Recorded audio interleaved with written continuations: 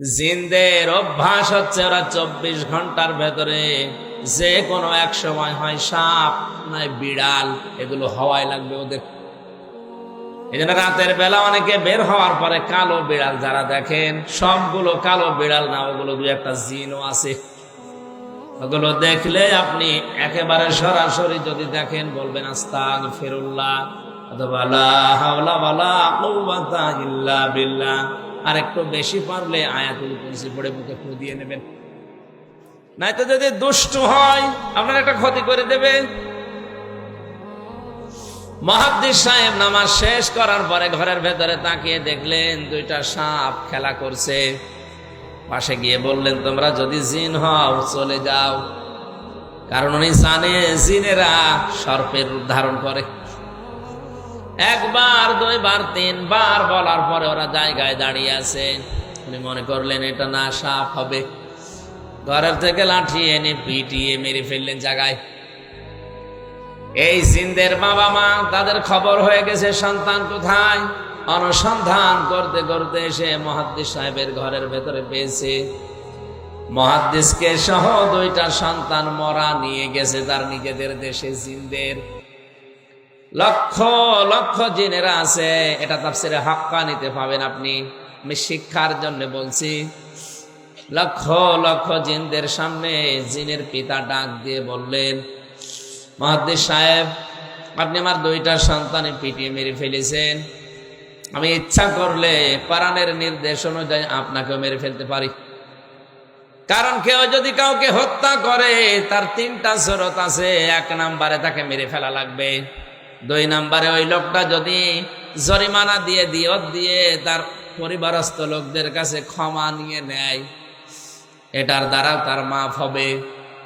আমাদের দেশে মানুষ হত্যা করার জন্য যে ফাঁসির অর্ডার দেওয়া হয়, 30 বছর জেল দেওয়া হয়, এটা কিন্তু কোরআনের নিয়ম না। আমি বহু মানুষকে এই 3টা বছর জেলে থাকা অবস্থায় মার্ডার মামলার আসামি দেখেছি। জিজ্ঞাসা করে, হুজুর, আমি অন্যায় ভাবে হোক আর ন্যায় ভাবে যেভাবে হোক একটা মানুষ মেরে ফেলেছি, আমার যে সরকার 30 বছর জেল দিবে এই দেশের আইনে, আমার কি মাফ হয়ে যাবে? না। আপনি যাকে মারলেন এর বিনিময়ে এক কথা হচ্ছে আপনাকে মেরে ফেলা লাগবে। দ্বিতীয় কথা হচ্ছে যদি মেরে ফেলা না হয়, ওই লোকটা আর আত্মীয় স্বজন যারা আছে, ছেলে মেয়ে, বাবা মা, স্ত্রী, তাদেরকে আপনার, ওরা যদি বলে 20 লাখ টাকা দেন আপনাকে মাফ করে দেব, আপনি যে ক্ষতি করলেন ওই টাকা দিলে আপনি মাফ পেয়ে যাবেন। 20 বছর 30 বছর আপনারা জেল খাটা লাগবে না। এটা ইসলামের নিয়ম ছিল। এটা কি ছিল? কোরআনে কারীম আয়াত শোনালেন জিনেরা, ইয়া আইয়ুহাল্লাযীনা আমানু কুতিবা আলাইকুমুল কিসাসু ফিল কতলা। ওহে যারা ঈমানের দাবি করো তাদেরকে বলছি, হত্যার বদলে হত্যা এটা আমি আল্লাহ লিখে দিলাম। কি করলাম?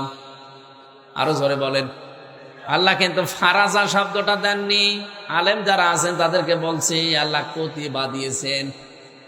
ফরজ শব্দ দিলেও তো অর্থ হয়ে যেত, কাতাবা দিলেন কেন?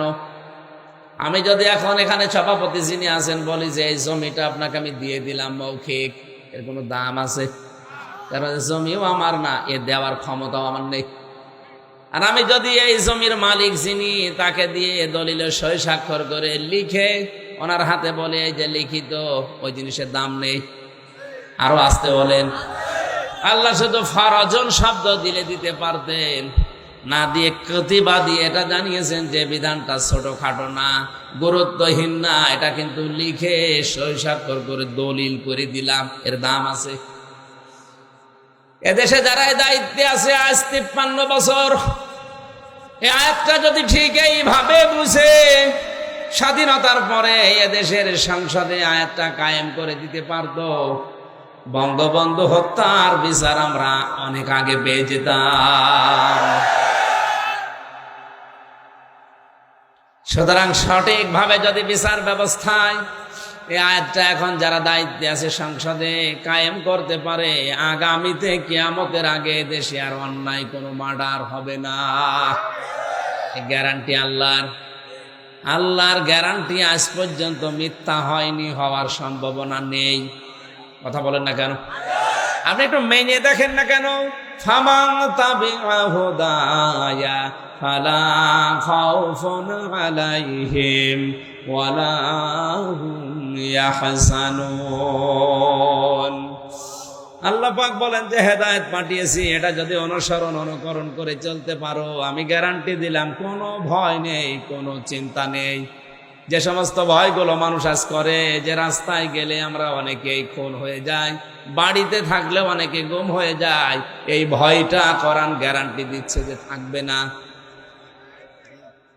আর কোরআন যদি না থাকে, ও ভয় দিন দিন আরো বাড়বে।